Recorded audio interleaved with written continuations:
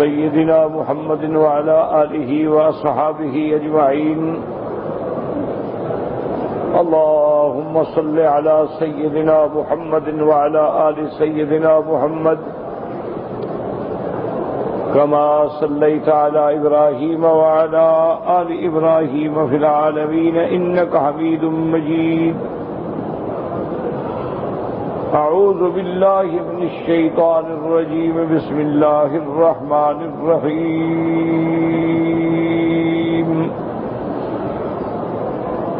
ظهر الفساد في البر والبحر بما كسبت أيدي الناس ليذيقهم بعض الذي عملوا لعلهم يرجعون. قل سيروا في الأرض فانظروا كيف كان عاقبة الذين من قبل كان أكثرهم مشركين.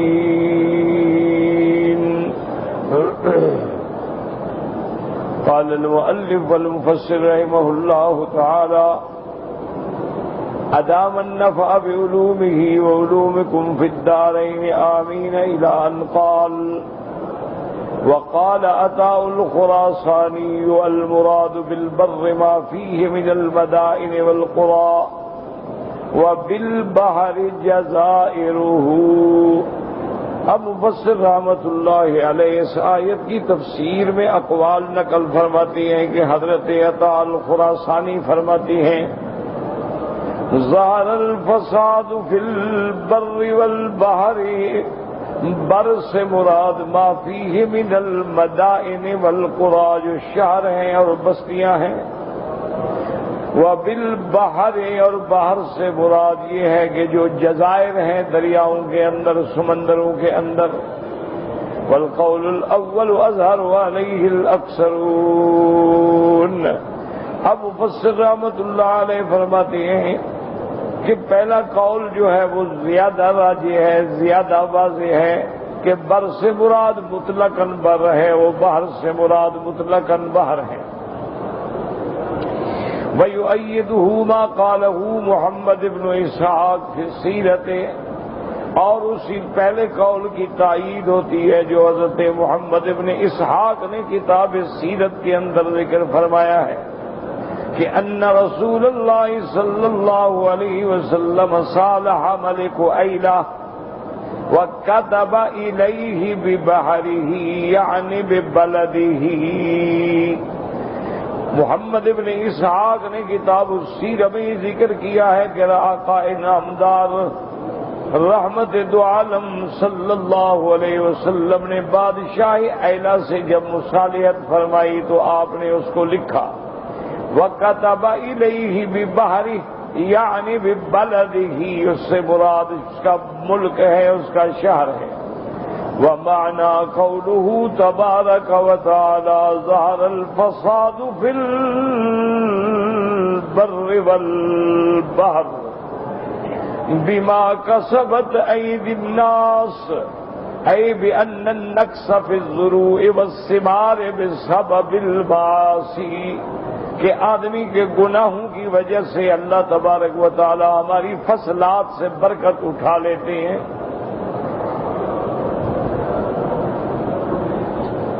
فصلات میں برکت ختم ہو جاتی ہے، بارشیں ختم ہو جاتی ہیں، قحط پڑنے شروع ہو جاتی ہیں، سب ہمارے معاصی اور اعمال کی سزا ہوتی ہے. کیونکہ حضور پاک صلی اللہ علیہ وسلم فرماتی ہیں: ما نزل بلاء الا بذنب، کوئی مصیبت اللہ نہیں اتارتے مگر ہمارے گناہوں کی وجہ سے. وما رفعت الا بتوبۃ، اور وہ مصیبت نہیں ٹلتی جب تک کہ ہم توبہ کر کے گناہوں سے اللہ کی طرف سے رجوع نہ کریں. یعنی یہ بھی اسباب ہیں، یاد رکھو کہ معاصی جو ہیں یہ سبب ہیں عذاب کا، اور آدمی کے اعمال صالحہ جو ہیں وہ سبب ہیں رحمت کا. لیکن کبھی کبھی اللہ تبارک و تعالی ان اسباب کے علاوہ اسباب ظاہری کے بجائے اسباب باطنی کی وجہ سے معاملہ فرما دیتے ہیں. اور اسی طرح کبھی کبھی آدمی پر تکلیفیں آتی ہیں لیکن گناہ نہیں سبب ہوتے بلکہ ابتلاء و امتحان مراد ہوتا ہے. جیسے انبیاء علیہم السلام پہ تکلیفیں آئیں، انبیاء علیہ السلام کو گھروں سے ہجرت پہ مجبور ہونا پڑا، انبیاء علیہم السلام کو قید خانوں میں ڈالا گیا، انبیاء علیہم السلام کو قتل کیا گیا، انبیاء علیہم السلام کے سروں پہ آرے رکھ کے 2 حصوں میں تقسیم کیا گیا. تو وہ بھی تکالیف ہے لیکن وہ ابتلا ہے، وہ اختبار ہے، وہ امتحان ہے. اب سب سے بڑا سوال یہ پیدا ہوتا ہے کہ یہ ہمیں کیسے معلوم ہوگا کہ یہ جو عذاب آیا ہے ہمارے گناہوں کی وجہ سے ہے یا یہ اللہ کی طرف سے امتحان ہے، اختبار ہے اور ابتلا ہے؟ یہ کیسے پتہ؟ کیونکہ بظاہر تو تکلیف ہے نا. اب یہ ہمیں کیسے معلوم ہوگا کہ یہ جو عذاب آیا ہے یہ ہمارے گناہ ہیں، یا یہ عذاب جو آیا ہے اور تکلیف آئی ہے اس کا منشا جو ہے وہ اختبار ہے، ابتلا ہے، امتحان ہے، رفع درجات ہے؟ تو اس کے بارے میں علماء متاخرین مفسرین رحمہم اللہ علیہم اجمعین نے ایک بڑا آسان حل نکالا. وہ یہ کہتے ہیں کہ اگر عذاب آنے کے بعد بندے نے توبہ کی، اللہ کی طرف رجوع کیا، اعمال صالحہ پہ جمع رہا، اللہ سے تعلق اور زیادہ ہو گیا، تو سمجھ لو یہ امتحان ہے، اختبار ہے، یہ گناہوں کی وجہ نہیں. اور اگر کسی پہ عذاب آیا، تکلیف آئی، وہ اور گناہوں میں بڑھ گیا، وہ اور معاصی میں بڑھ گیا، وہ اور کفران نعمت میں بڑھ گیا، تو سمجھو کہ یہ عذاب ہے، یہ اس کے گناہوں کی وجہ سے عذاب آ رہا ہے، اس سے رفع درجات نہیں. تو یہ ایک بہت بڑا آسان حل ہو گیا کہ اگر تکلیف آنے کے بعد بندے کا رجوع اللہ کی طرف ہو گیا تو اس کا معنی یہ ہے کہ اس کے لیے اختبار ہے، امتحان ہے اور رفع درجات. اور اگر عذاب آنے کے بعد اور معاصی میں بڑھ گیا، اور گناہوں میں بڑھ گیا، اور اللہ کی نافرمانی میں بڑھ گیا، تو صاف سمجھ لیں کہ یہ اللہ کا عذاب ہے اور اس کا سبب اس کے گناہ. اور اسی طرح ایک بات یاد رکھیں کہ کبھی یہ بھی ہوتا ہے کہ اسباب ظاہری تو عذاب کا تقاضا کرتے ہیں. جیسے آگ کا کام جلانا ہے، وہ ایمان والے کو بھی جلائے گی، کافر کو بھی جلا دے گی. پانی کا کام جو ہے وہ آگ کو بجھانا ہے. اب پانی کافر کے گھر پہ ڈالو چاہے مسلمان کے گھر پہ ڈالو، اگر پانی برسے زمین پہ تو زمین کی زندگی کا ذریعہ ہے، چاہے وہ زمین کافر کی ہو چاہے مسلمان کی ہو. لیکن کبھی کبھی اللہ تبارک و تعالی اس کے اسباب حقیقی کو چھین لیتے ہیں، بدل ڈالتے ہیں کہ آگ کا کام جلانا ہے لیکن ابراہیم علیہ السلام کے لیے گل و گلزار بن گئے. پانی کا کام ڈبونا ہے، غرق کرنا ہے، لیکن حضرت نوح اور اس کے ماننے والوں کو غرق نہیں کیا. یعنی جو پہاڑوں پہ چڑھ گئے وہ تو غرق ہو گئے لیکن کشتی والے بچ گئے. اسی طرح جب اللہ نے قوم عاد پہ ہوا بھیجی تو وہ ایسی ریح سرسر تھی، ایسی شدیدت البرد و شدیدت الصوت کہ وہ ہوا ان کے باوجود بڑے اجسام اور بڑے خلق عظام کے باوجود آسمانوں کی طرف لے کے گردن کے بل باندھتے. لیکن حضرت ہود علیہ السلام اور مومنین کے لیے وہی ہوا جو ہے وہ ٹھنڈی کی. اور بالکل ایسے تھی جیسے نسیم صبا کا لطف لے رہے ہیں۔ اچھا، کبھی کبھی آدمی حیرت ہوتی ہے کہ دیکھو جی کافر کا ملک ہے، کافر ہیں، ان پہ تو عذاب نہیں آ رہا، اور مسلمانوں پہ عذاب آ رہا ہے، تو اس کا بھی اللہ نے قرآن میں فیصلہ فرما دیا ہے کہ میرے محبوب آپ کسی پریشانی میں نہ پڑیں۔ فلا یغررک تقلبہم فی البلاد، ان کا دنیا میں چلنا پھرنا، کھانا پینا، عیش قوت جو ہے وہ آپ کو کسی غم میں نہ ڈالے۔ متاع قلیل، یہ تو چند روزہ ہم نے ان کو نفع دیا ہے، فبئس المہاد، ان کے لیے تو دائمی عذاب ہے۔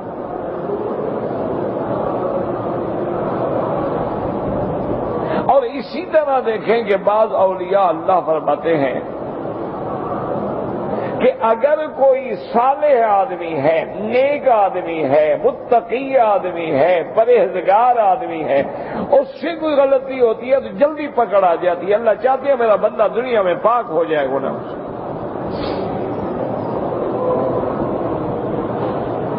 اور اگر کوئی کافر ہے، فاسق ہے، فاجر ہے، جیسے فرعون ہے، اس کو سینکڑوں سال سر میں درد بھی نہیں ہوا، اس کو اللہ دنیا میں چھوڑ دیتے ہیں، مہلت دیتے ہیں، چلو کھاؤ فائدہ، تمتعوا فسوف تعلمون، نفع اٹھا لو، بہت جلد آنے والا ہے وقت جب تمہیں پتہ چل جائے۔ تو اس لیے ہر عذاب جو ہے گناہ کا سبب نہیں ہوتا، اصول یہی ہے کہ گناہ سبب بنتے ہیں عذاب کا، اور نیکیاں سبب بنتی ہیں اللہ کی طرف سے رحمت کا اور راحت۔ لیکن کبھی کبھی ہمارے سامنے ایک پہلو ہوتا ہے، اس کے اسباب باطنیہ ہمارے سامنے نہیں ہوتے، ہم حیران ہو جاتے۔ جیسے کہ سیدنا موسیٰ علیہ السلام نے حضرت خضر کے ساتھ چند دن گزارے لیکن پریشان ہو گئے، کیونکہ جو حضرت خضر کو علم دیا گیا وہ موسیٰ علیہ السلام کو نہیں دیا گیا، جو سیدنا موسیٰ علیہ السلام کو علم ہے وہ خضر کو نہیں ہے۔ تقوینیات کا علم الگ ہے اور تشریعیات کا علم الگ ہے، تو اس لیے اللہ تبارک و تعالیٰ فرماتے ہیں کہ بما کا سبت با سببیہ، بے سبب بما کا سبت ایدی الناس، اور یاد رکھو کہ اکثر جگہ پر لفظ ہوتا ہے ہاتھ ہاتھ ہاتھ، جیسے ایدی الناس بے ایدیہم، کیونکہ اکثر معاملات آدمی جو کہ ہاتھوں سے کرتا ہے، تو اس لیے دنیا میں بھی محاورہ ہے، بھئی یہ تو تمہارے اپنے ہاتھوں کی کمائی ہے نا، ورنہ کمانے میں تو سارا بدن کام آتا ہے۔ اور آگے یہ بھی فرما دیں لیذیقہم بعض الذی عملوا، یہ جو ہم عذاب دیتے ہیں یہ بعض اعمال پہ سزا ہے، اور وہ بھی تھوڑی سی سزا ہے، ہم چکھا رہے ہیں، ذرا ٹریلر دکھا رہے ہیں، اصل سزا تو آگے ہے۔ اور اس سزا میں بھی اللہ کی ایک رحمت ہے، فرماتی ہیں لعلہم یرجعون، شاید جب ان پہ عذاب کا کوڑا برسے تو وہ توبہ کر لے، وہ توبہ کر لیں، وہ اسلام لے آئیں، وہ ایمان لے آئیں۔ آپ دیکھیں کہ جب اللہ تبارک و تعالیٰ نے قریش مکہ پہ کوڑا برسایا، جب ان کو بدر میں شکست ہوئی، جب ان کو اور مقامات پہ تکلیفیں پہنچی، تو پھر کتنے لوگ ہیں جو اسلام و ایمان میں داخل ہوئے۔ تو اللہ نے فرمایا یہ عذاب بھی ہماری طرف سے، یہ تکلیف بھی ہماری طرف سے، بظاہر تو تکلیف ہے لیکن اس کے اندر اللہ کی رحمت بھی چھپی ہوئی ہے کہ شاید یہ اللہ کی طرف لوٹ آئے۔ جیسے اپنے والدین اولاد کو مارتے ہیں، ان کے مارنے کا مقصد دشمنی نہیں ہوتی، ان کا مقصد بھلائی ہوتی ہے۔ استاد اپنے شاگرد کو ڈانٹتا ہے، مارتا ہے، اس کا مقصد یہ ہوتا ہے کہ میرا شاگرد جو ہے پڑھے، علم حاصل کرے، نام روشن کرے، والدین کی عزت کا ذریعہ بنے، اپنے استادوں کی عزت کا ذریعہ بن جائے۔ اس لیے اللہ تبارک و تعالیٰ کا عذاب جو ہے بظاہر عذاب ہے لیکن اس کے اندر بھی رحمت چھپی ہوئی ہے۔ اس لیے اقبال نے کہا تھا خدا تجھے پھر کسی طوفان سے آشنا کر دے کہ تیرے بحر کی موجوں میں اضطراب نہیں، تو کبھی کبھی یہ کوڑا برستا ہے، لیکن لوگ خواب غفلت میں پڑے ہوتے ہیں، لوگ اپنی مدہوشیوں میں پڑے ہوتے ہیں، لوگ اپنی دولت کی فراوانیوں کے عیش و عشرت میں کھو جاتی ہیں، لیکن جب اللہ کی طرف سے عذاب کا کوڑا لگتا ہے تو بیدار ہو جاتی ہیں، فوراً اللہ کی طرف رجوع کر لیتے ہیں، اللہ کی طرف لوٹ آتی ہیں۔ اس لیے اللہ نے فرمایا میرے محبوب لِيُذِيقَهُمْ بَعْضَ الَّذِي عَمِلُوا لَعَلَّهُمْ يَرْجِعُونَ، اور فرمایا قُلْ سِيرُوا فِي الْأَرْضِ فَانظُرُوا، زمین میں چلو پھرو، فانظروا تدبر کرو، غور کرو، سوچو، فانظروا کیف کان عاقبۃ الذین من قبل وکان اکثرهم مشرکین، کہ پہلی قوموں پہ جو عذاب آیا، غور کرو کہ قوم فرعون پہ عذاب کیوں آیا ہے، غور کرو قوم عاد پہ عذاب کیوں آیا ہے، قوم لوط پہ عذاب کیوں آیا ہے، وہ جو چیزیں وہاں عذاب کا سبب بنی، کیا تمہارے اندر تو وہ عمل نہیں ہے؟ اس لیے اللہ فرماتا ہے غور کرو، تدبر کرو، دیکھو کہ اگر وہاں لواطت کی وجہ سے عذاب آیا ہے، زنا کی وجہ سے عذاب آیا ہے، نافرمانی کی وجہ سے عذاب آیا ہے، سحر کی وجہ سے عذاب آیا ہے، بے گناہ بچوں کے قتل کرنے کی وجہ سے عذاب آیا ہے، تو تم بھی تو غور کرو کہ وہ بلائیں، وہ بیماریاں کہیں تمہارے اندر تو نہیں لگی ہوئی۔ اس لیے فرماتے ہیں قُلْ سِيرُوا فِي الْأَرْضِ فَانظُرُوا، اس کا معنی یہ نہیں ہوتا کہ آنکھوں سے دیکھو، معنی یہ ہوتا ہے غور کرو، تدبر کرو، تفکر کرو۔ بہت جگہ پر اللہ نے أَوَلَمْ يَنظُرُوا إِلَى السَّمَاءِ فَوْقَهُمْ كَيْفَ بَنَيْنَاهَا وَزَيَّنَّاهَا وَمَا لَهَا مِنْ فُرُوجٍ، اللہ نے فرمایا کیا یہ غور نہیں کرتے کہ ہم نے آسمانوں کے ان کے اوپر کیسے چھت بنا دیا ہے اور کیسے آسمان بنائے ہیں، ہزاروں سال گزر گئے، ما لها من فروج، ان میں کوئی سوراخ نہیں، کوئی شکوک نہیں، کوئی ٹوٹ پھوٹ نہیں، اللہ نے جہاں بنا دیا، جما دیا، کھڑا کر دیا، وہیں کھڑے ہیں۔ مجال ہے کہ میزانیہ میں فرق آ جائے، مجال ہے کہ ذرا سے جھک جائیں، مجال ہے کہ نیچے آ جائیں، مجال ہے کہ پھٹ جائیں اور ان میں سوراخ ہو جائیں۔ اس لیے اللہ فرماتے ہیں فَارْجِعِ الْبَصَرَ كَرَّتَيْنِ، بار بار نظر ڈالو، ثُمَّ ارْجِعِ الْبَصَرَ كَرَّتَيْنِ يَنْقَلِبُ إِلَيْكَ الْبَصَرُ وَهُوَ خَاسِئًا وَهُوَ حَسِيرٌ، بار بار دیکھو، غور کرو آسمانوں میں، کیا تمہیں آسمانوں میں کوئی ٹوٹ پھوٹ، کوئی سوراخ، کوئی نقصان؟ تم گھر کی چھتیں بناتے ہو، مسجد کی چھتیں بناتے ہو، بڑے بڑے ہال بناتے ہو، ان میں سیمنٹ لوہا لگاتے ہو، لیکن 100 سال بعد، 200 سال بعد، 300 سال بعد وہ لوہا بیکار ہو جاتا ہے، سیمنٹ بے اثر ہو جاتی ہے، چھتیں گرنا شروع ہو جاتی ہیں، ٹوٹ پھوٹ کا شکار ہو جاتے ہیں، لیکن فرماتی ہیں دیکھو کہ میں نے کیسی چھت بنائی ہے، وَالسَّمَاءَ بَنَيْنَاهَا بِأَيْدٍ وَإِنَّا لَمُوسِعُونَ، اللہ نے فرمایا کہ ہم نے آسمانوں کو اپنے ہاتھوں سے بنایا ہے۔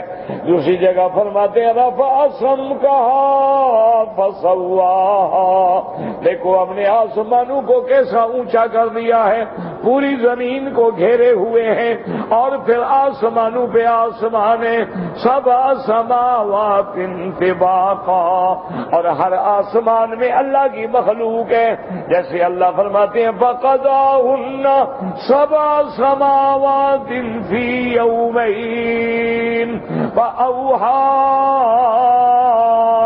فِي کل سماء امرہا.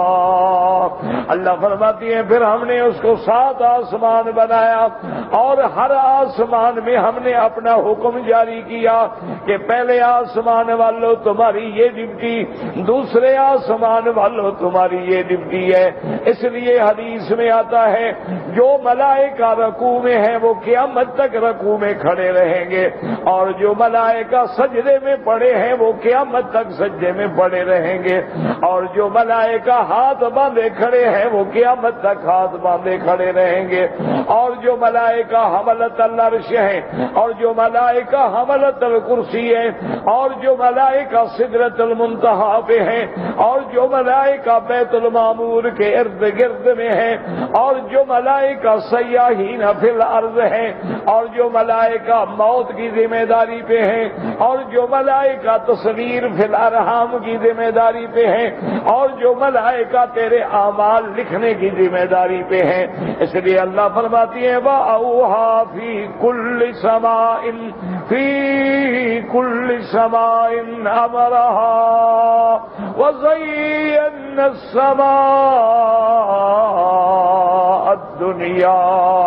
وَزَيَّنَّا السَّمَاءَ الدُّنْيَا بِمَصَابِيحَ فَجَعَلْنَاهَا حِفْظًا.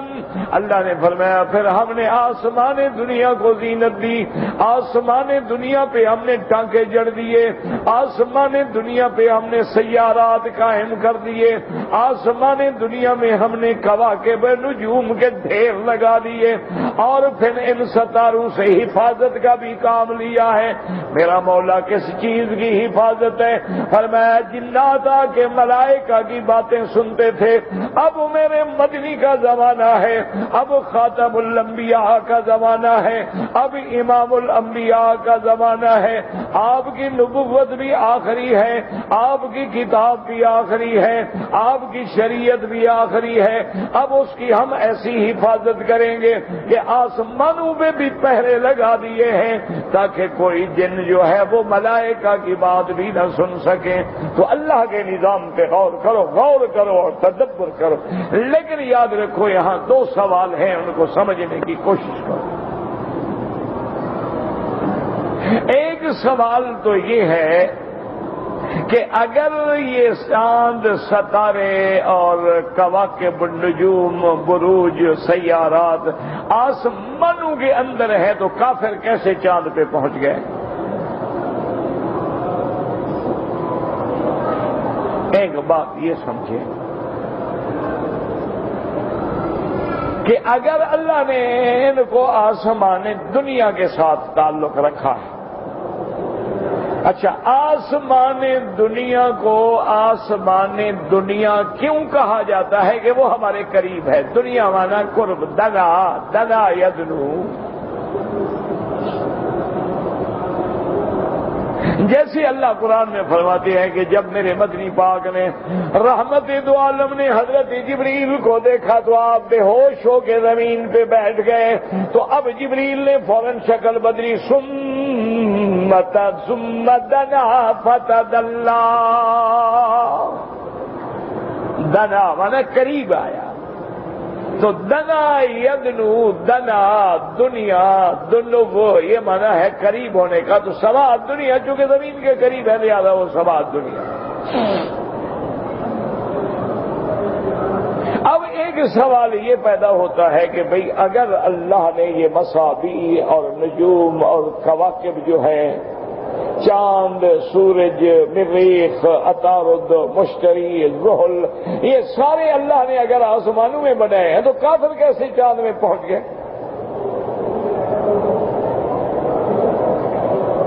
ایک سوال تو یہ ہے، دماغ میں رکھو.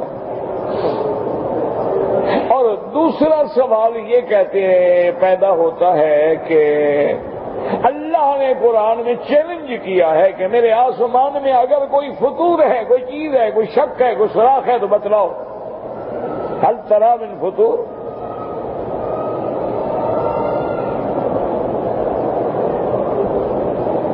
اور آج سائنس یہ کہتی ہے کہ آوازون جو ہے اس میں سوراخ ہو گیا ہے، جس کی وجہ سے موسموں میں تبدیلی آ رہی ہے کہ کبھی سردی نہیں ہوتی تھی، سردی بڑھ گئی، کبھی گرمی نہیں ہوتی تھی، گرمی بڑھ گئی، بلکہ آنے والے مواسم جو ہیں جو ابھی آئیں گے آگے، اتنی شدید گرمی ہو جائے گی، اللہ معاف فرمائے کہ قرہ ارض جو ہے وہ جہنم بن جائے گا۔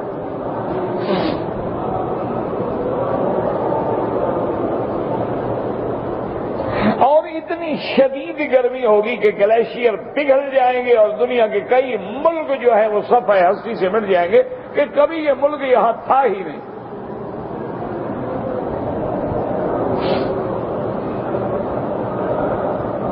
تو ایک تو چاند پہ کیسے پہنچے اور دوسرا سوراخ کیسے ہو گیا، اللہ تو قرآن میں چیلنج کرتے ہیں۔ تو اس بات کو اچھی طرح سمجھ، جہاں تک چاند پہ پہنچنے کا تعلق ہے تو پہلے تو ہمیں یہ دیکھنا چاہیے کہ کیا چاند آسمانوں کے اوپر ہے یا نیچے ہے۔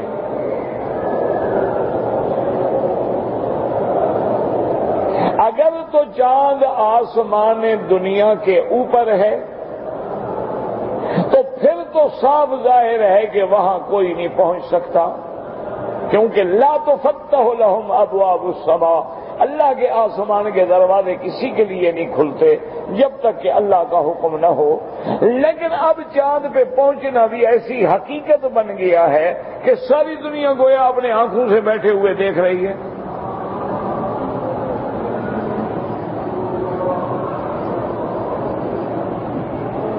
تو اس لیے علماء اسلام فرماتے ہیں کہ اگر قرآن میں غور کرو، کیونکہ قرآن کا مضمون یہ نہیں ہے کہ تمہیں عالم فلکیات میں الجھا دے یا نجوم و کواکب میں الجھا دے، قرآن تو کتاب ہدایت ہے۔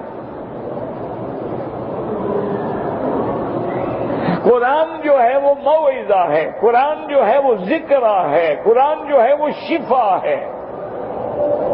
تو جو موضوع ہوگا، ایک آدمی کا موضوع سیرت النبی ہے، سیرت محمد مصطفیٰ ہے، تو وہ حضور کی سیرت ہی بیان کرے گا۔ وہ حضرت عیسیٰ علیہ السلام کی سیرت تو بیان نہیں کرے گا۔ تو قرآن کا یہ موضوع ہی نہیں ہے، کیونکہ اللہ خالق ہیں، علیم ہیں، بصیر ہیں، سمیع ہیں، خبیر ہیں۔ وہ جانتے ہیں کہ ان علوم میں الجھنے کے بعد عالم کو فائدہ کوئی نہیں۔ اگر عالم کا مخلوق کا نفع ہوتا اللہ ضرور راز کھول دے۔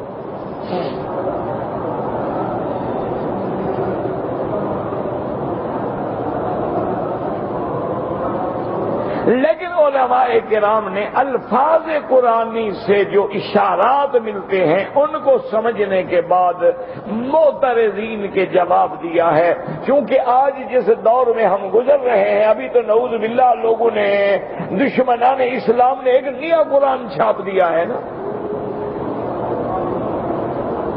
اب قرآن نیا چھپ گیا ہے جس میں آیات جہاد انہوں نے نکال دی۔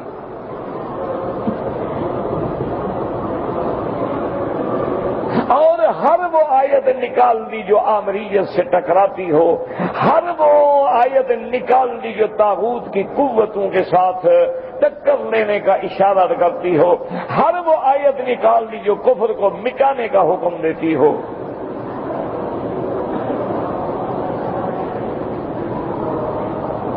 ہر وہ آیات نکال دی جس میں حدود ہیں، اللہ نے احکام بیان فرمائے ہیں، جس میں قصاص ہے، جس میں حدود ہے، جس میں زنا کی حد ہے، قذف کی حد ہے، سرقے کی حد ہے اور فساد فی الارض کی حد ہے، وہ ساری نکال دی۔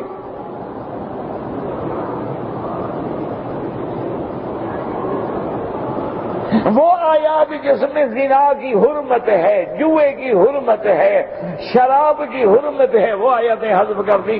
اچھا اب تو لوگ سمجھتے ہیں کہ دیکھو جی کیا ہو گیا، یہ قرآن جھوٹا جو انہوں نے بنایا ہے کب تک چلے گا، لیکن 200 سال بعد، 400 سال بعد، 500 سال بعد آنے والی نسلیں تو غلطی میں مبتلا ہو سکتی ہیں نا۔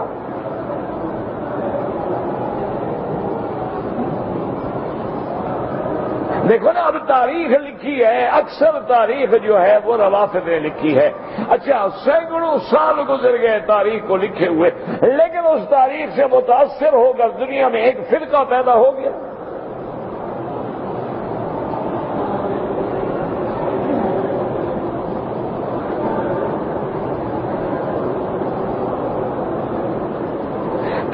کوئی بات جو ہے نا جی، آپ دیوار پہ لکھا ہوا چھوڑ دیں. آپ سمجھتے ہیں کہ پہاڑوں کے اندر یہ دیوار ہے، کون پڑھے گا؟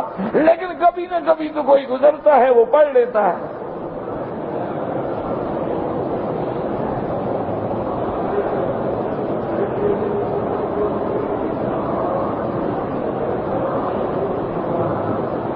اسی لیے آپ دیکھیں گے جتنی دنیا میں جھوٹے فرقے پیدا ہوئے، روافض ہوئے، خوارج ہوئے، قادیانی ہوئے، بہری ہوئے، ذکری ہوئے، آغا خانی ہوئے، داؤدی ہوئے، اسماعیلی ہوئے،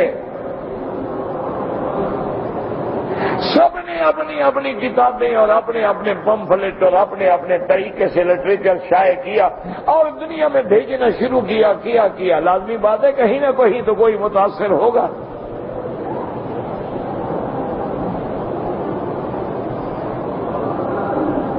ابھی کل رات ہی مجھے ایک دوست نے کتاب دی، وہ کوئی ایک نئے پیر پیدا ہوئے ہیں، لاسانی سرکار.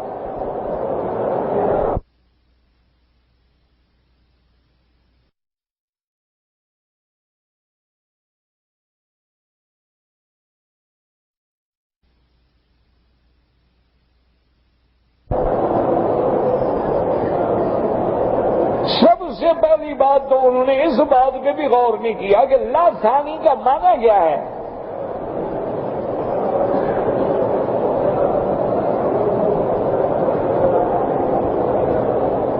جس کا کوئی بدل نہ ہو، جس کا کوئی مشابہ نہ ہو، یعنی یہ منفرد ہے، ایسی شخصیت ہے، اس کا کوئی دوسرا مقابل ہے ہی نہیں. اور یہ شان تو صرف اللہ کی ہے کہ لیس کمثلہ شیء.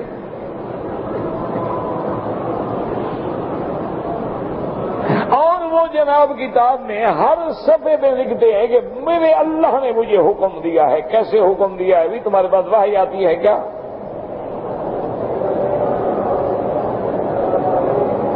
تمہیں الہام ہوتا ہے، کشف ہوتی ہے.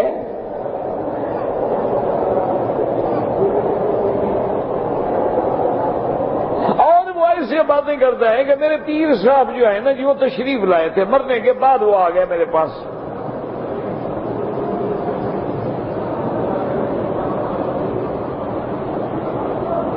اچھا، ماشاءاللہ مرشد نے بھی محسوس کیا اور پوچھا اپنے مرید سے کہ بھئی تم بڑے کمزور محسوس ہو رہے ہو. تو میں نے عرض کیا کہ ہاں حضرت، کافی دنوں سے کوئی اعصابی کمزوری میں مبتلا ہوں. تو انہوں نے فرمایا کہ ایک مٹھی بھر جو ہے چلو غوزے کھایا کرو، نیزے کھایا کرو. پیر صاحب نے علاج بتایا، یہ بھی اللہ کے حکم سے بتایا گیا.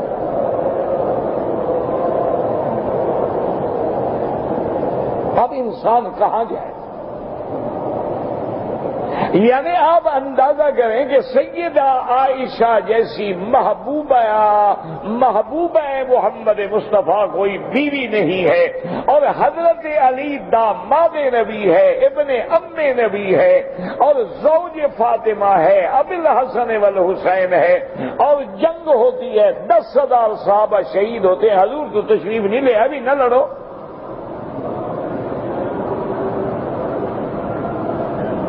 خدا کا خوف کرو، اللہ سے ڈرو. کیا کہہ رہے ہو کہ میرے مرشد صاحب رات آئے تھے میرے پاس، یہ حکم دے گئے چلو غوزے کھاؤ.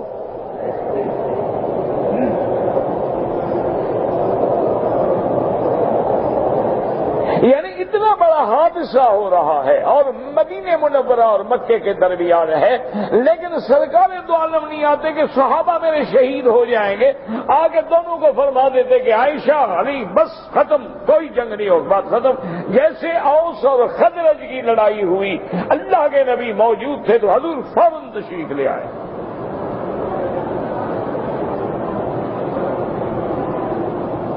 جب مدینہ منورہ میں اوس اور خزرج کے قبائل میں لڑائی ہو گئی، دونوں صحابہ ہیں، دونوں مسلمان ہیں، انہوں نے کہا یا اللہ، انہوں نے کہا یا الخزرج، اس کی قوم ادھر دوڑ پڑی، اس کی قوم ادھر دوڑ پڑی، حضور پاک تشریف لے آیا، آپ نے فرمایا کمال کی باتیں کر رہے ہو، یہ جاہلیت کے نعرے بلند کر رہے ہو، انا فیکم، میں موجود ہوں تمہارے درمیان میں، دعوها فإنها منتنۃ، یہ قومیت کے نعرے بند کرو، یہ بڑے بدبودار نعرے ہوتے ہیں، کیا قوم لگا رکھی ہے، یہ بلوچ ہے، یہ خان ہے، یہ فلان ہے۔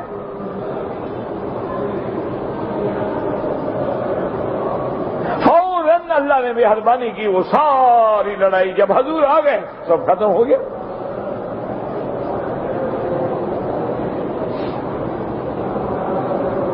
سیدنا حسین مظلوم شہید ہو گئے لیکن حضور نہیں آئے۔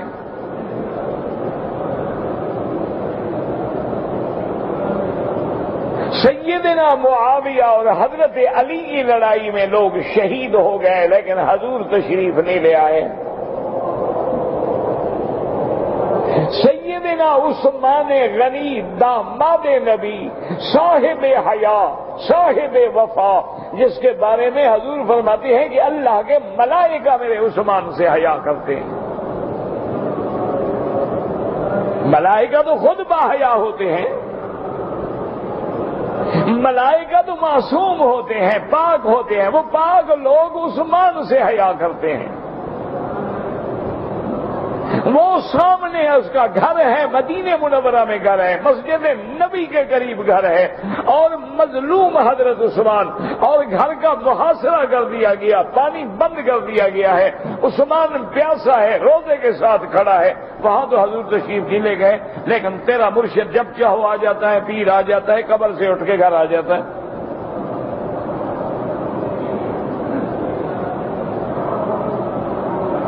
خدا کا خوف کریں، کیا دنیا کے دن، لیکن ان کے ماننے والے بھی ایسا ایسا پیدا ہوتے جائیں گے، بے وقوف بہت ہوتے ہیں۔ دکان کھولنے کی ضرورت ہے نا، خریدار تو مل جاتے۔ آپ دکان نمک کا لگا لیں، مرچ کا لگا لیں، آپ کھانے کا لگا لیں، کپڑے کا لگا لیں، گاہک تو موجود ہے نا۔ آپ دکان سجائیں، کتاب و سنت کا سننے والے موجود ہیں، آپ سجائیں، شرک و بدعت کا ماننے والے موجود ہیں، آپ اللہ کی توحید کا درس دیں، جان دینے والے موجود ہیں، آپ لوگوں کو قبروں پہ جھکائیں ماننے والے موجود ہیں، لوگ تو مل جائیں گے نا۔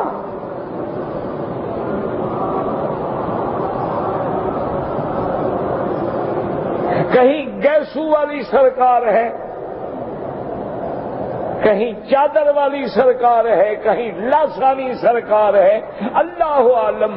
یہ لقب نہ تو صحابہ نے رکھے، نہ تابعین نے رکھے، نہ محدثین نے رکھے، نہ ائمہ مجتہدین نے رکھے، نہ ائمہ فقہا نے رکھے، اللہ جانے یہ لقب کا، اور نہ اولیاء اللہ نے رکھے، نہ حضرت عبد القادر جیلانی نے رکھا، نہ حضرت علی حجویری نے رکھا، نہ حضرت معین الدین اجمیری نے رکھا، نہ حضرت نظام الدین نے رکھا، نہ حضرت بہاء الدین زکریا نے رکھا، نہ حضرت فرید الدین نے رکھا، انہوں نے بھی رکھا۔ یہ تو بعد میں جاہل لوگوں نے کسی کو داتا بنایا، کسی کو شکر گنج بنایا، کسی کو شباز کلندر بنایا، اور کسی کو دنیا میں 2.5 کلندر بنائے، 2 پورے ہیں، 1 آدھا ہے، یعنی وہ عورت ہوگی کیا؟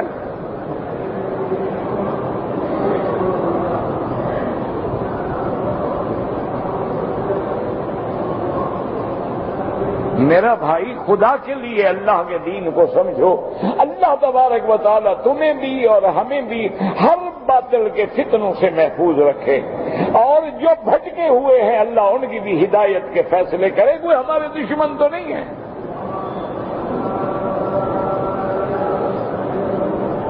یہ پرسوں میں اخبار میں پڑھ رہا تھا، ایک CSP افسر ہے، اس نے کہا کہ جہاں جہاں میری تعیناتی ہوتی تھی، وہ کہیں DC لگتا تھا بیچارہ، کہیں کمشنر لگتا، کہیں AC لگتا، وہ کہتا مجھے ایک یعنی عادت تھی کہ اس علاقے میں جہاں کوئی اللہ والا ہوتا، کوئی بزرگ ہوتا، تو میں ان کی خدمت میں پہنچ جاتا۔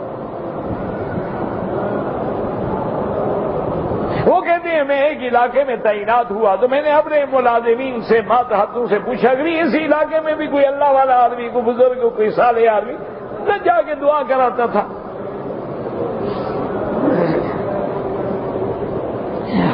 کہا کہ جی ہاں فلاں جگہ پر ایک اللہ والا ہے، لیکن وہ بہت بڑے بزرگ ہیں اور بڑے مرتبے والے اور اونچے مقام والے، لیکن مشکل یہ ہے کہ وہ ملتے نہیں۔ کبھی اگر ان کی طبیعت میں ہو تو اجازت دے دیتے ہیں زیارت کی، ورنہ عام طور پہ نہیں ملتی۔ کہتے ہیں مجھے اور شوق ہو گیا۔ وہ کہتے ہیں کہ میں نے اپنے ملازمین کو ساتھ لیا، وہاں پہنچا، آگے سڑک نہیں تھی، راستہ نہیں تھا، انہوں نے کہا جی پیدل جانا پڑے گا۔ تو 5 گھنٹے متواتر پیدل چلتے چلتے چلتے میں اس جگہ پہ پہنچا، لیکن جب میں اس جگہ پہ گیا تو ایسی خوبصورت منظر میں نے زندگی میں نہیں دیکھا تھا کہ بہترین، ہر طرف پھول ہی پھول ہیں، درخت ہیں، سبزہ ہے، اور ماشاءاللہ عجیب منظر ہے، اور ایک جھیل ہے اور ندیاں، منظر ہے، میں تو دیکھ کے پاگل ہو گیا کہ ایسی خوبصورت جگہ یہاں بھی ہے۔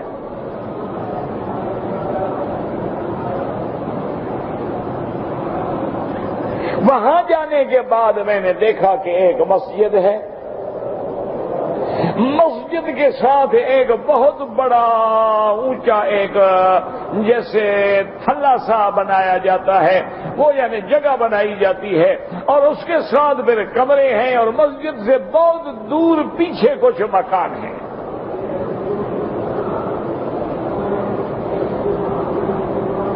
اور خوبصورت مسجد ہے، چھوٹی سی مسجد ہے لیکن بڑی خوبصورت، بڑی نفاست ہے، نظافت ہے، صفائی ہے، اور اس دور کی بات یعنی کوئی 60-70 سال پہلے کی بات اس نے لکھی ہے۔ اس دور میں اس کے اندر ماشاءاللہ اچھی اچھی قالینیں پڑی ہیں، میں تو حیران ہو گیا، یہ تو بڑے شہروں میں بھی قالینیں نہیں ہوتی مسجدوں میں۔ اور وہ جو مسجد کے ساتھ جو ایک اونچا یعنی بنا ہوا تھڑا بنا ہوا تھا، اس پہ ایک بڑا خوبصورت آدمی ہے، داڑھی ہے، زلفیں ہیں، پگڑی ہے، بیٹھے ہیں درس دے رہے ہیں، اور آگے لوگ بیٹھے ہیں 40-50 درس سن رہے ہیں۔ ہم بھی جا کے درس میں بیٹھ گئے۔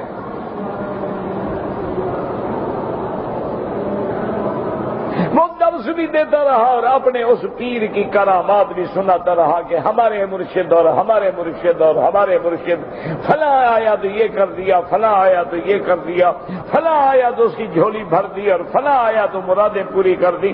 وہ بھی ہم سنتے رہے۔ نماز کا وقت ہو گیا، اذان ہو گئی، درس ختم ہو گیا، اور اسی مولوی صاحب نے نماز پڑھائی، ہم نے جا کے نماز پڑھی۔ ہم حیران ہوئے کہ بھئی ابھی وہ پیر تو نہیں آئے۔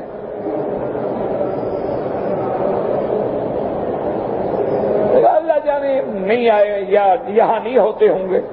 تو نماز کے بعد مولوی صاحب کو ملے، ہم نے کہا حضرت ہم تو بہت دور سے آئے ہیں حضرت کی زیارت کے لیے۔ انہوں نے کہا ابھی حضرت تو نہیں ملتے ہیں۔ میں نے کہا حضرت نماز کے لیے تشریف لاتے ہوں گے تو چلو زیارت ہی کرنی ہے نا، ہاتھ نہیں ملائیں گے بس۔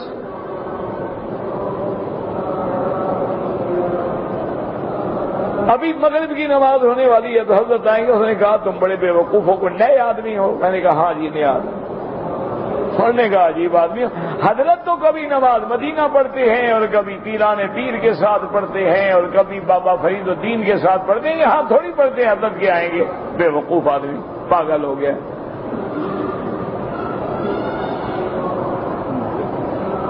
کہتے ہیں مجھے شبہ ہو گیا، کیونکہ افسر تھا نا، ان کے بھی تو دماغ میں کیڑا ہوتا ہے نا۔ خیر مغرب کی ہم نے نماز پڑھی، ہم نے مولوی صاحب سے کہا کہ حضرت ہم نے یہاں رہنا ہے۔ اس نے کہا جی اجازت تو نہیں ہوتی، لیکن میں جاتا ہوں حضرت سے اجازت مانگتا ہوں، چونکہ 5 گھنٹے کے پیدل کا سفر ہے، باقی اب رات کو تم کہاں جاؤ گے؟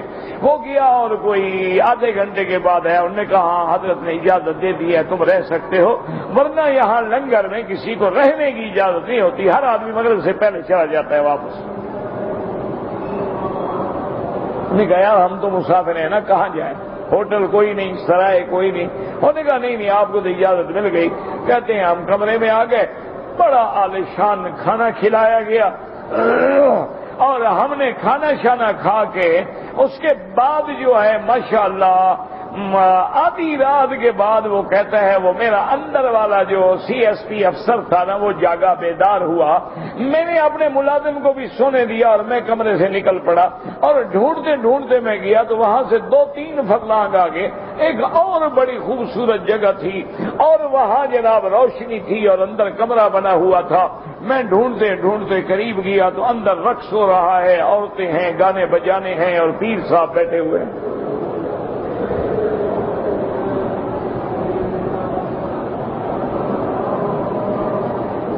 میں نے سوچا بھی اب اکیلا آدمی ہوں، ایسا نہ ہو کہ مرید ہی مجھے مار ڈالے۔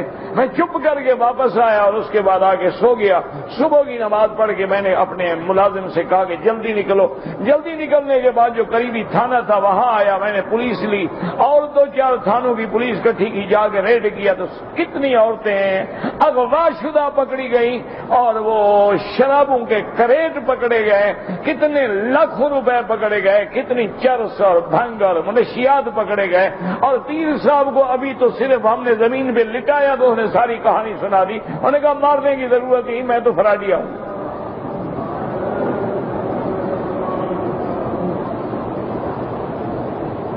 جب یہ حال ہو جائے تو قوم کہاں جائے؟ دعا کرو اللہ ہمارے حال پہ رحم کرے۔ اب سمجھے جناب کہ چاند پہ واقعی پہنچ گئے ہیں، لیکن چاند آسمانوں کے اوپر نہیں ہے، اس لیے کہ اللہ کے بندوں نے، علماء نے جو قرآن کو سمجھتے ہیں نا، انہوں نے یہ راز سمجھا۔ انہوں نے فرمایا، اللہ فرماتے ہیں زَيَّنَّا السَّمَاءَ الدُّنْيَا بِمَصَابِيحَا، اور دوسری جگہ قرآن کہتا ہے إِنَّا زَيَّنَّا السَّمَاءَ الدُّنْيَا بِزِينَةٍ الْكَوَاكِبِ، تو زینت جو ہے وہ باہر ہوتی ہے، وہ اندر نہیں ہوتی۔ جیسے اللہ کہتا ہے وَلَا تُبْدِينَ زینتہن الا لبعولتہن، کہ عورت جو ہے وہ اپنی زینت اپنے خاوند کے آگے یا باپ کے آگے یا بھائی کے آگے، ان کے آگے، تو زینت کا معنی اندر کی زینت نہیں، اندر کی زینت تو صرف خاوند کے لیے، تو باپ کے لیے بھی نہیں ہے، تو معنی باہر کی زینت جو ہے، یعنی باہر کا جو چادر اوڑھی ہوئی ہے، باہر کا جو کپڑا اوڑھا ہوا ہے، اگر وہ اوڑھ کے باپ کے سامنے آ جائے، بہن کے سامنے، بھائی کے سامنے، بھانجے کے سامنے، تو کوئی حرج نہیں۔ معلوم ہوا زینت وہ ہوتی ہے جو باہر ہو، وہ اندر نہیں ہوتی۔ تو یہ چاند ستاروں کا جو نظام ہے، کل فی فلک، یہ فلک میں ہے، آسمانوں میں نہیں ہے۔ اور حضرت ابن عباس نے اس مشکل کو حل کر دیا، فرمایا کل فی فلک یسبحون، اور فرماتے ہیں قنادیل معلقۃ بین السماء والارض۔ انہوں نے فرمایا اس کی مثال ایسے سمجھو جیسے تم کوئی لیمپ، یہ دیکھو فانوس لٹکا دیا ہے، اللہ نے بھی اپنی کمال قدرت سے ان کو آسمانوں اور زمینوں کے درمیان میں معلق کر دیا ہے۔ تو جب یہ آسمان اور زمین کے درمیان میں ہے تو پہنچنا مشکل نہیں ہے، اور سب سے زیادہ قریب جو ہے وہ چاند ہے، باقی جو ہے وہ اور زیادہ دور ہے۔ اچھا، باقی رہ گیا وہ سوراخ جو ہوا ہے، وہ آسمانوں میں نہیں ہوا ہے، وہ جو تمہارے گیسز ہیں نا آج کل، جیسے فریج میں ہوتا ہے، ایئر کنڈیشنوں میں ہوتا ہے، یہ جب لیکیج ہوتے ہیں تو یہ اوپر جاتے ہیں، تو اوپر اللہ نے جو فضا کے اندر ایک پردہ قائم کیا ہوا ہے، اس پردے میں سوراخ کرتے ہیں، نہ کہ آسمانوں میں۔ ہمیشہ ایک بات کو یاد رکھیں، آسمان محفوظ ہے، آسمان تو اس دن پھٹیں گے جس دن میرا اللہ حکم دیں گے اذا السماء انشقت وَأَذِنَتْ لِرَبِّهَا وَحُقَّتْ يَوْمَ تَشَقَّقُ السَّمَاءُ، وہ اللہ کے حکم سے پھٹیں گے، پھر آسمان رضا ہو جائیں گے، آسمان یوم تمور السماء مورا ایسے پھریں گے، اور آسمانوں کی ایک وقت ایسا بھی ہوگا کہ اللہ اپنی قدرت سے آسمانوں کو لپیٹ کے اپنے ہاتھ میں پکڑ لیں گے۔ والسماوات مطویات بیمینہ لیکن لیس کمثلہ شیء کما یلیق بشانہ۔ تو اس لیے اللہ نے فرمایا کہ میرے محبوب آپ ان کو چیلنج کریں کہ یہ جو کہتے ہیں جی حادثے تو ہوتے رہتے ہیں، کبھی مسلمان ملکوں میں ہوتے ہیں، کبھی کافر ملکوں میں ہوتے ہیں، یہ تو حوادث دہر ہیں، اس کا اللہ کے عذاب سے کیا تعلق ہے؟ فرمایا ذرا جا کے غور تو کرو کہ جب قوم لوط پہ عذاب آیا اگر یہ اللہ کی طرف سے نہیں تھا پھر لوط کیسے بچ گئے؟ قوم نوح پہ عذاب آیا اگر یہ اللہ کی طرف سے نہیں تھا تو نوح علیہ السلام کیسے بچ گئے؟ قوم فرعون پہ عذاب آیا اگر یہ اللہ کی طرف سے نہیں تھا تو موسیٰ علیہ السلام اور بنی اسرائیل کیسے بچ گئے؟ تو معلوم ہوا کہ یہ اللہ کی طرف سے عذاب تھا۔ حتیٰ کہ علماء نے لکھا ہے کہ بعض لوط کی قوم کے بندے جو تھے بعض ان کے مکے کی طرف آئے ہوئے تھے وہ اس وقت موجود نہیں تھے جب عذاب آیا، جو کافی عرصے کے بعد جب واپس آئے تو پتھر آسمانوں اور زمین کے درمیان انتظار میں کھڑے تھے، ان کے سر پہ پتھر آیا اور ہلاک تھا۔ واللہ تعالی عالم۔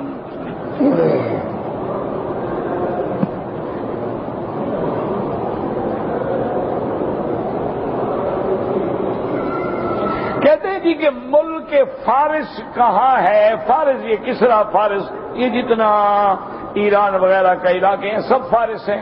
شام کا علاقہ جو ہے یہی روم تھا، اور اس وقت ملکوں کی یعنی اب جو ترکی میں استنبول ہے یہی قسطنطنیہ تھا۔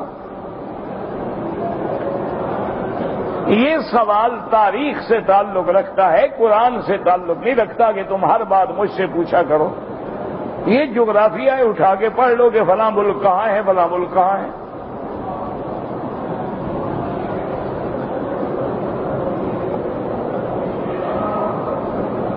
کہتے ہیں جی کہ ایک آدمی اگر اپنی تمام جائیداد اللہ کے نام پہ وقف کر دے، اولاد کو وارثوں کو محروم کر دو، بالکل حرام ہے، ناجائز ہے۔ اپنی جائیداد میں تیسرے حصے سے زیادہ وہ خیرات نہیں کر سکتا ہے۔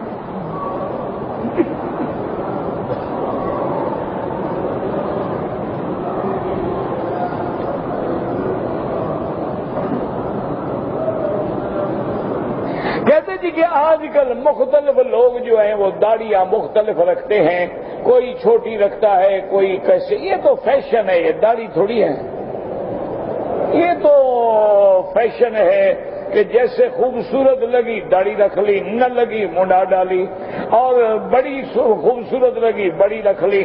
اچھا انگریز رکھ لیں، یہودی رکھ رہے ہیں، یہ بھی سارے بڑی رکھ لیں گے، وہ منڈا ڈالیں گے یہ بھی منڈا ڈالیں گے، ان کا کیا ہے؟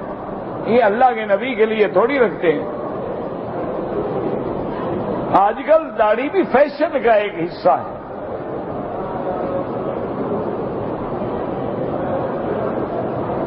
ٹخنے کے نیچے کپڑا پہننا حرام ہے، لیکن ہم موڑ کے اونچا کر دیں۔ تم بناؤ لمبا کیوں؟ پہلے یہ بتاؤ نا، موڑو تو تب جب لمبا بنانے کی اجازت ہو۔ جب لمبا بنانے کی اجازت ہی نہیں ہے تو پھر موڑنے کی تکلیف کی کیا ضرورت ہے؟ کاٹ دو، ایک ہی دفعہ جان چھوڑاؤ نا۔ لیکن تم بھی تو کہتے ہو نا سلام پھرے تو پھر پینٹ نیچے کر دوں، فیشن میں فرق نہ آئے نا، تاکہ اللہ بھی راضی رہے، شیطان سے بھی دوستی نہ ٹوٹے، دونوں سے بنی رہے نا۔ بندی نہیں ہے، ایک سے بنے گی، یا رحمان سے یا شیطان سے۔ میرے تایا فوت ہو گئے، اللہ مغفرت فرمائے۔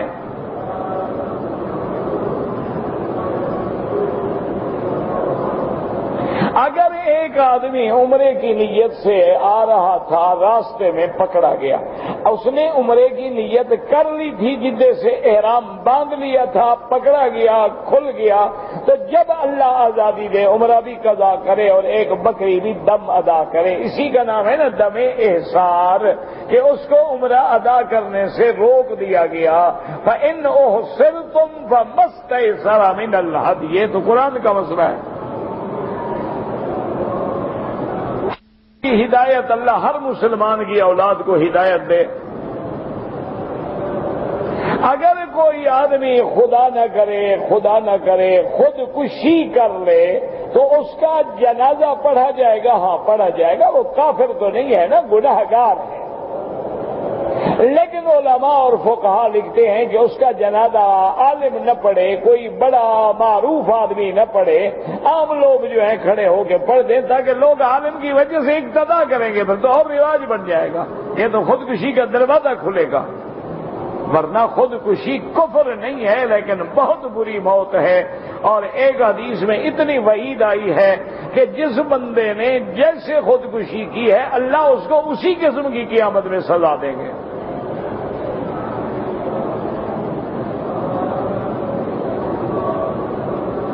کہتے جی کہ چاند اور سورج جو ہے گرہن کا سائنسدان پہلے بتا دیتے ہیں، میں بھی گھڑی دیکھ کے ٹائم بتا دیتا ہوں، تو یہ کون سے علم غیب ہے؟ یہ کون سے علم غیب ہے؟ یہ تو ماتحت الاسباب ہے، ان کے پاس اسباب ہے، وہ ان کی رفتار کو اپنے جہاز میں اپنے مشینوں میں دیکھتے ہیں کہ چاند کی کیا رفتار ہے، سورج کی کیا رفتار ہے، کب یہ زمین کے سامنے آ جائیں گے بتا دیتے۔ یہ کون سی بڑی بات ہے؟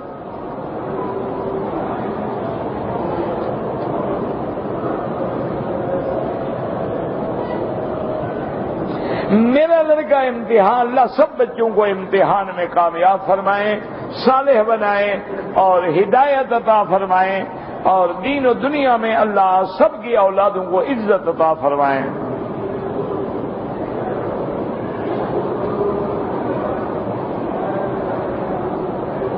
کہتے جی کہ میں نے حج کے سارے احکام تو الحمدللہ پورے کر لیے، لیکن بعد میں بیمار ہو گیا، میری بیوی بھی میری خدمت میں رہی، اور کنکریوں کے لیے ہم نے مجبوراً وکیل بنا کے بھیجا، جو کنکری ہمارے ٹھیک ہے کوئی دم نہیں، ہم معذور تھے مجبور تھے، کوئی مسئلہ نہیں۔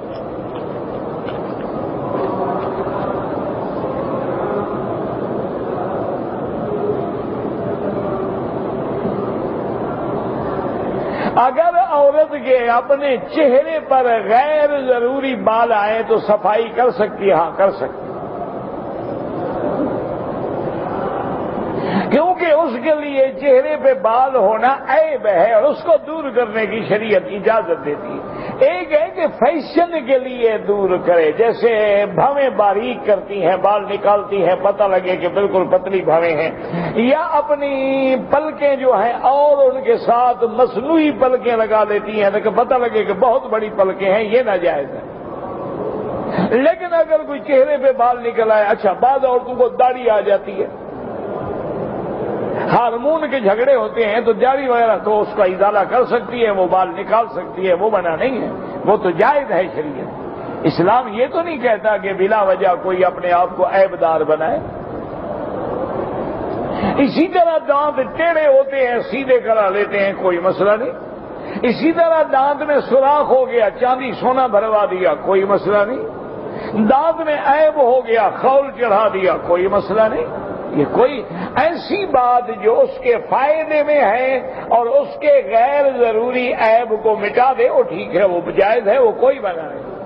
ربنا تقبل منا انك انت السميع العليم وتب علينا انك انت التواب الرحيم اللهم اجعل لنا وللمسلمين من كل هم فرجا ومن كل ضيق مخرجا ومن كل بلاء عافيا اللهم فرج هم المهمومين نفس كرب المكروبين وقض الدين عن المدينين واشفنا واشف مرضانا ومرضى المسلمين اللهم اصلحنا واصلح بنا واصلح اولادنا واولاد المسلمين اللهم اصلح شبابنا وشباب المسلمين اللهم اصلح ذرياتنا وذريات المسلمين اللهم اجعلنا واجعلهم من عبادك الصالحين اللهم اجعلهم من الناجحين الراشدين الفائزين اللهم انصر الاسلام والمسلمين اللهم انصر المجاهدين في كل مكان اللهم اهلك اعداءك اعداء الدين اللهم اهلك اليهود والهنود الوثنيين